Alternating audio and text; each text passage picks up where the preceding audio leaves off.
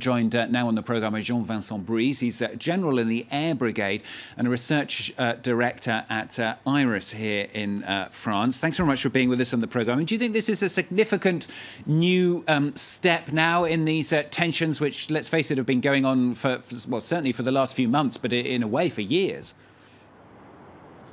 Well, what's interesting in this launch, it's something rather different. Well, there has been a former launch with about the same characteristics.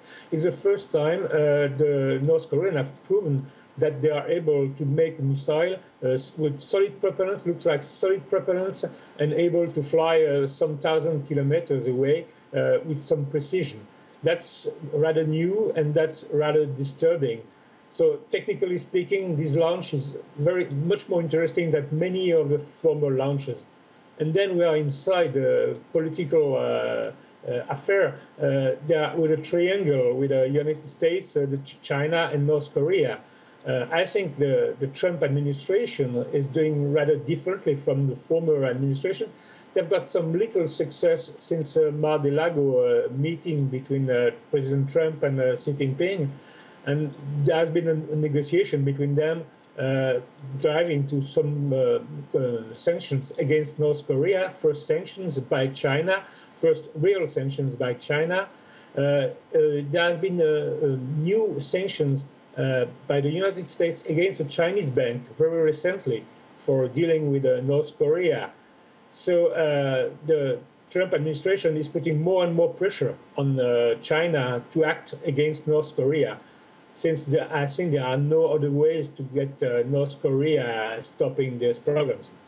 I mean, do you think the Trump administration is making North Korea do more quicker, if you like, to advance its program even? Because as you say there, Trump has been a lot more hard-hitting in some of the language that he's used. Yes, but they are advancing the pace of the advance of North Korea has started lots before Trump has been elected. So they are running down a program, and the program is succeeding now.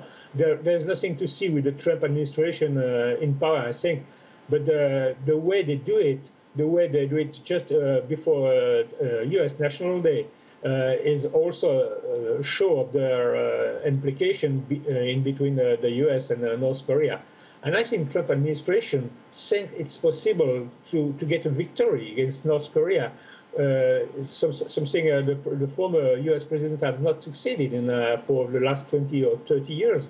So they are pushing hard for that, and I don't know if they will succeed, but they are really pushing harder than the predecessors have done. Just while you're talking there, actually, just hearing some first words out of China on this, calling for calm and restraint. Just hearing from China's foreign ministry spokesman saying UN Security Council resolutions have clear rules on North Korea's missile launches, and China opposes going against those rules. I mean, it doesn't sound like China's going to do anything in the short term anyway. Well, they have already done, for 2 months ago, they started doing things, refusing coal exports from North Korea and implementing some more sanctions. The UN sanctions have been decided times and times, and they didn't work. Since then, since the last few months, sanctions have been harder against North Korea. But that's always a big game. The Chinese don't want North Korea to collapse. They don't want North Korea to be too strong. They're in trouble with North Korea. So they have to do their own agenda. And I think Trump administration is pressing hard to speed up the agenda of the Chinese against North Korea. But they are not acting, they cannot act directly, just like your former expert said. President Abe, the Prime Minister, Japanese Prime Minister, is willing to get the international community to act, but it has proven inefficient up to now. Jean-Vincent, thanks very much for being with us on the programme today. We will, of course, continue to cover that story for you here on France 24.